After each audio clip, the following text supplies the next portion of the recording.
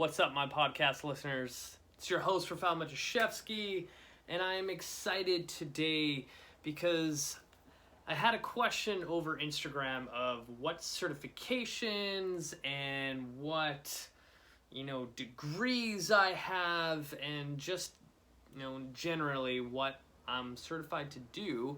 So I thought it would be a great time and episode to actually go over what the fuck I do, and funny enough, I'm literally recording this right after finishing a course, and I've been sitting in this chair for 6.5 hours straight, other than like a 20-minute break halfway through to eat.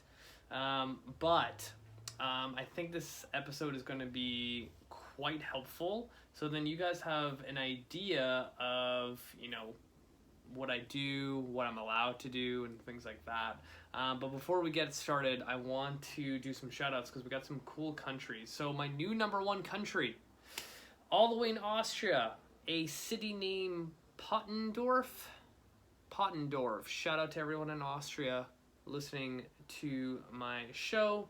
Number two, all the way in Switzerland, a city named Morges. I don't know, I'm sorry. Someone from Switzerland, please reach out and let me know how to pronounce that correctly. And number three, all the way in Spain, shout out to everyone in Barcelona listening to my show. That is super cool. Okay, to get this started, number one, I am not a physiotherapist, I'm not a chiropractor, I'm not an osteopathic practitioner, I am in no shape or form any kind of therapist. I do understand anatomy, I do understand how it affects movement, and that's why a lot of my content seems to be more on the rehab side. So really, I'm just a trainer that has a lot of rehab experience, and I'm going to dive into that a little bit more. Number two, I'm not a kinesiologist. I do not have a degree in kinesiology, human kinetics, or anything. Literally finished high school, and a couple of years ago I started taking some college courses on anatomy and had a, desire at one point to go into physio school, but it wasn't for me.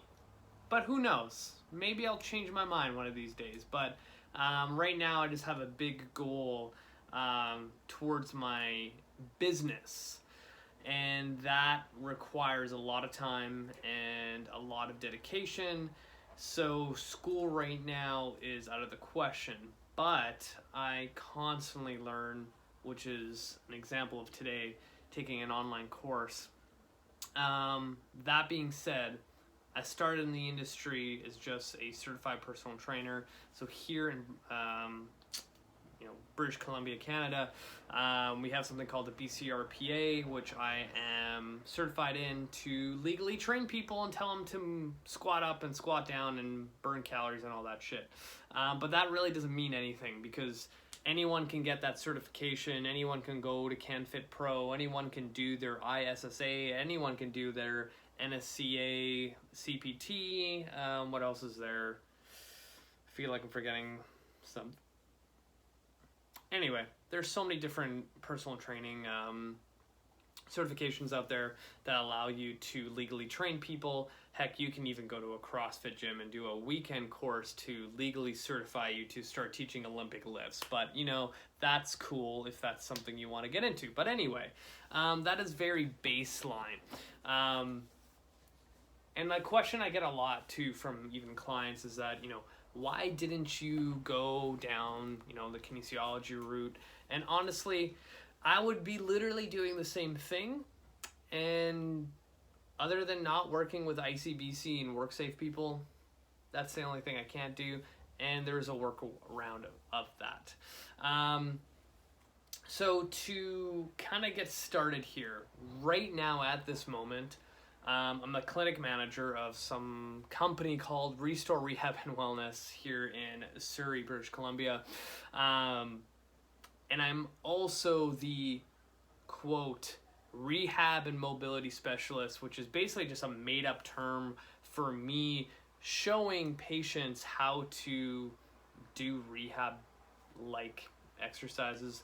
But that goes into a whole discussion of rehab is training, training is rehab, which I stole from Dr. Charlie Weingroff. So that being said, I actually work under the license of the chiropractor that owns the clinic, which allows me to place my hands on patients. And you can hear my hand slap my knee when I do that. So I'm kind of in a very unique position. Not a lot of trainers have this opportunity. And honestly, I spent like 8 months with this chiropractor learning from her, creating a system. And when we started this clinic, we saw a huge success where, you know, if a patient came in, I would work with every single patient that would come in. And it can be anyone from, you know, your typical standard low back pain patient, and you're teaching them how to diaphragmatically breathe and put them in an extension pattern, and then teach them how to hinge with their hips, and then eventually get them loaded into a deadlift position, which I also kind of talk about in my book that's hopefully coming out soon. And the other big thing is, you know, we'll also have patients that are CrossFitters. They have knee pain when they squat, and I'll take them out to the gym and be like, okay, show me your back squat. Let's see what we're working with. So it's been a unique experience. I've learned a lot working in this clinic setting for the last now 4 years. I've seen a lot of different injuries. So now you kind of have some context of, you know, all my posts that I put on my Instagram, Facebook, whatever, all my social posts on any kind of, you know, injury, rehab-based thing, movement-based thing, flexibility thing. Now you have some context. Now let's kind of, you know, reverse engineer how I got to that point, because that is super important. You know, not every trainer that gets certified gets to now start working in a clinic and doing rehab. And like, what the hell is rehab? So in my own kind of definition, rehab is training that not only helps prevent injury, but rehab training is, in a sense, like providing your body with more active control and more work capacity and more global movement, if that makes sense. Because when we don't have a joint that moves the way that joint is designed, you have now minimal capacity to take on, say, a overhead press in the gym. And say that you end up doing that overhead press without knowing that this shoulder doesn't move the way it should. Over time, wear and tear, you're like, okay, now the anterior part of my shoulder hurts. And that's where I come in. I understand that background, how to make a joint move better, so then you can continue going to the gym. And then this goes full circle to like my whole weight loss, you know, theme of my podcast, because we all know that more days in the gym equal more calories burned equals over a year span, you know, weight loss. But if you're constantly dealing with that shoulder causing you grief and pain or whatever it is, then you're losing out on opportunity to lose weight. So why not focus on a good foundation, aka your joint, so then the rest of your body can do what it has to do in order to lose weight.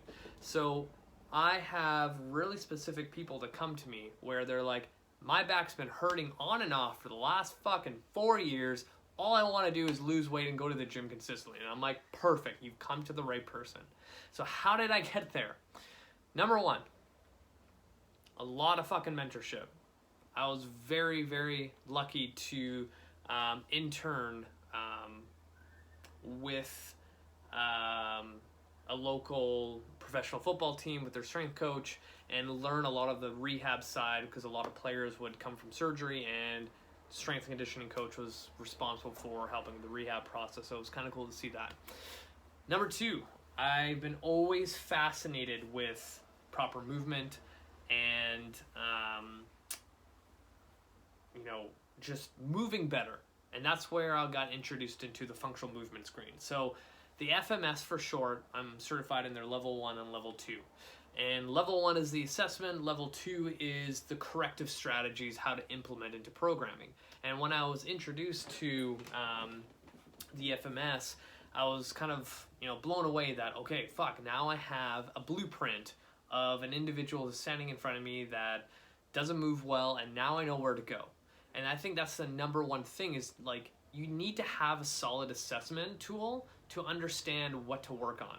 Whereas a lot of people, even maybe you watching or listening, just go to the gym and just do whatever the person beside you does, or your friend does, or the program you found on YouTube because the woman teaching you how to do the exercise looks fit, and you believe that if you do this program, you're gonna look like her. But we both know that's not the case. So without an assessment, a thorough assessment of what your body is capable of, will determine what exercises you should be doing and not be doing. And I think that is literally the first barrier that so many people hit and can't kind of get over. And that's where we need to kind of start with. So the FMS is kind of the backbone of, how I kind of got into that rehab and movement kind of specialty. From there, I got something called the TPI, the Titleist Performance Institute, which is an assessment screen particularly for golfers.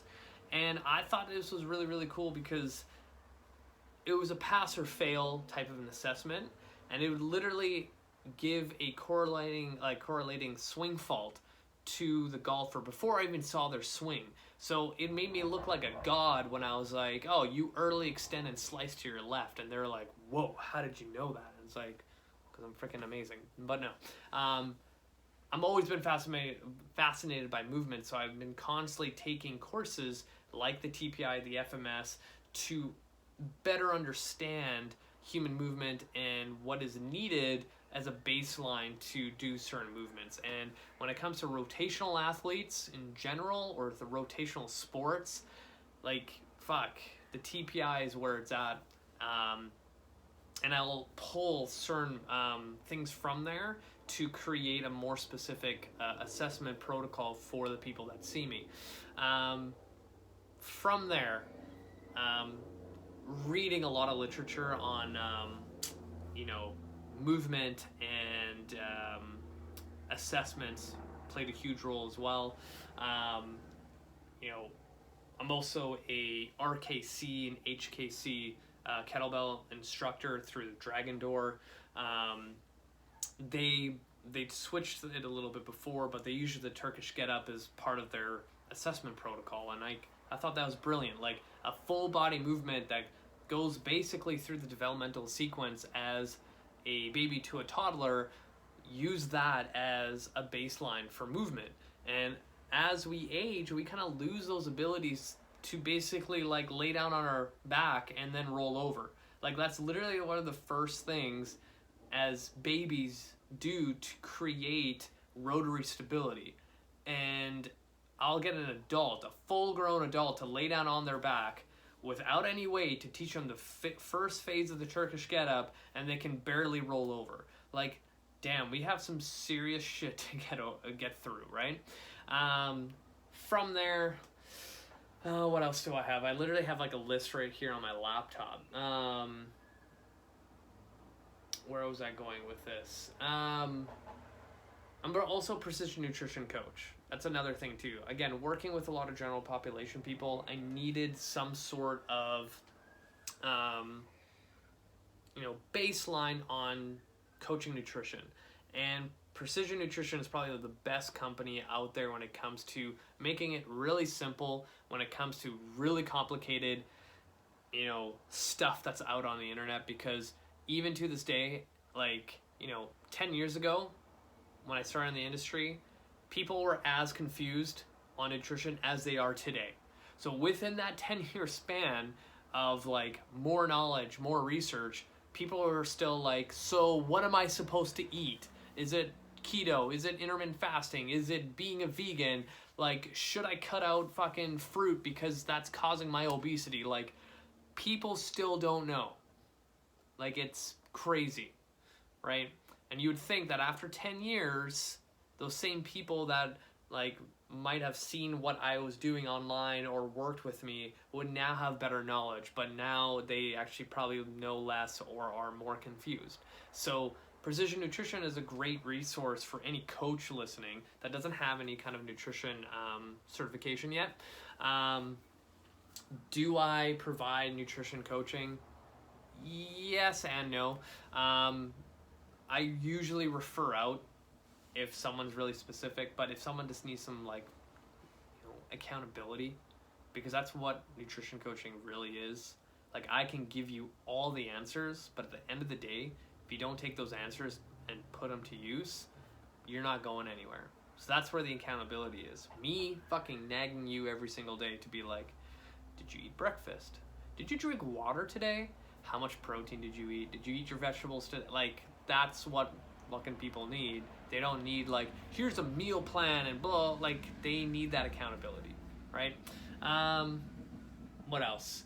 I'm also a USAW level 1 Olympic weightlifting coach. So again, I am quite the movement person, rehab person, but I also know how to fucking move a barbell off the ground to an overhead position. So I went through a whole phase of not only powerlifting but also Olympic weightlifting, particularly like the hang clean is what I use a lot. Right now, not so much again because I go through phases of training right now. It's all about movement and kettlebell training, but there was a time in my career where I was doing a lot of Olympic weightlifting, and it's something that people want to learn. But again, I don't use it a lot with general population because they just can't fucking do it. I have a very small percentage of clients that have decent joints and they want to at least learn how to hang clean, front squat, back squat, maybe push press, those types of things I will teach. But overall, like, general population should not be doing Olympic weightlifting. And this is probably a jab at CrossFit, but like in the clinic I've seen so many like accountants, realtors, people who fucking sit all day and the front of their shoulders are just destroyed, and they're like, yeah, every time I snatch with the barbell, like, it just hurts. I'm like, yeah, no shit, like, your shoulder doesn't act like a shoulder. But that's a whole nother story. What else do I got on here? FRC, functional range conditioning through the FRS company. That was a huge one. That opened my eyes quite a bit when it came to joint integrity. I took that back in 2018 and never looked back, and made that as my baseline, my golden like standard when it comes to continuing education. From there, took my kin stretch the year right after. I still teach kin stretch today, both online, in person, one-on-one, group, whatever it is. Huge. And then actually today, just got my functional range assessment. I just had to take an exam, so I'll probably do that after this. But now within that FRS system, they have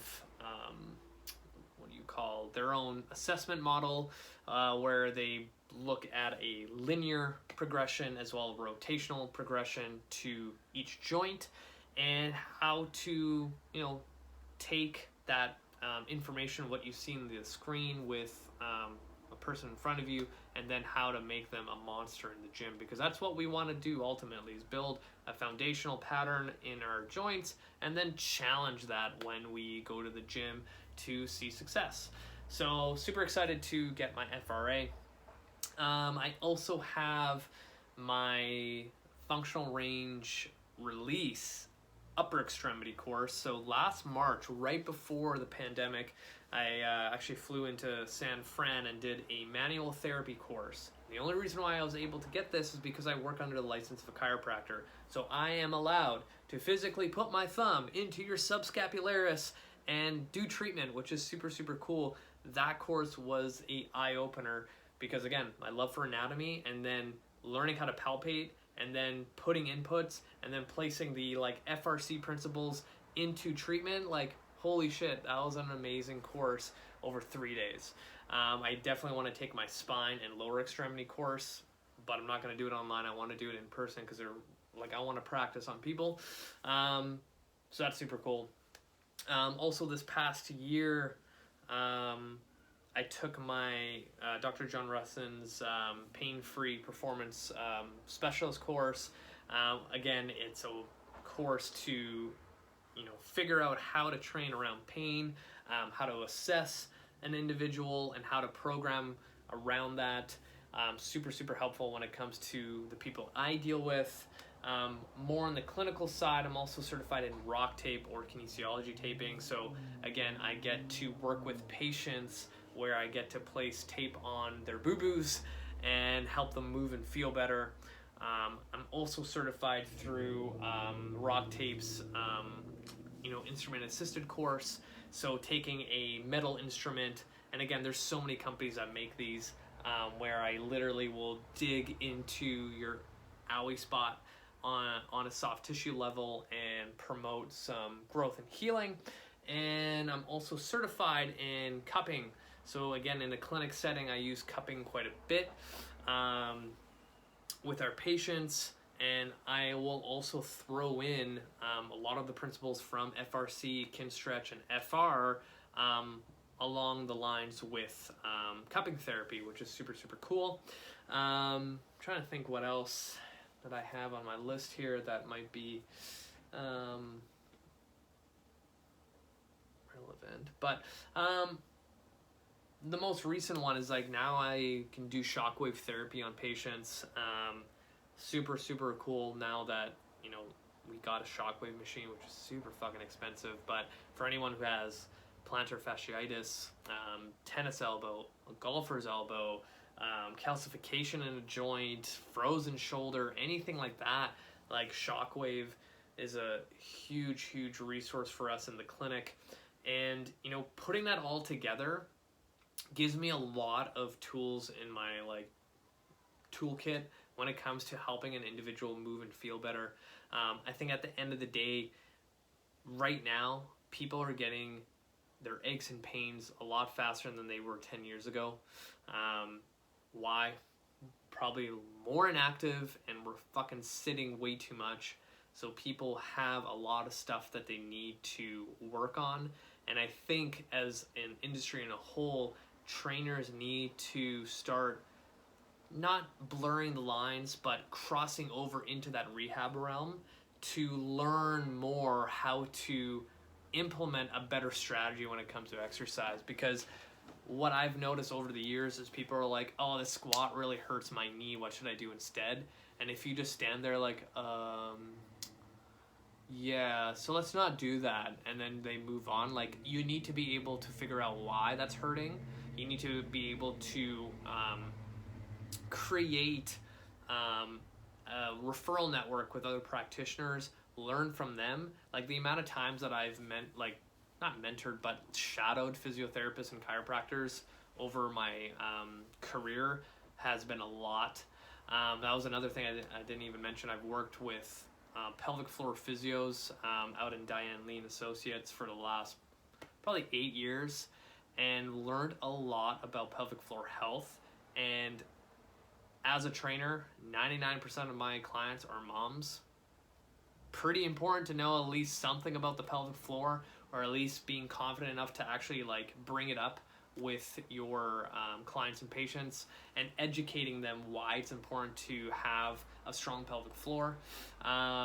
I've taken a lot of breathing courses, again, more from the rehab side, and also that translates to the performance side.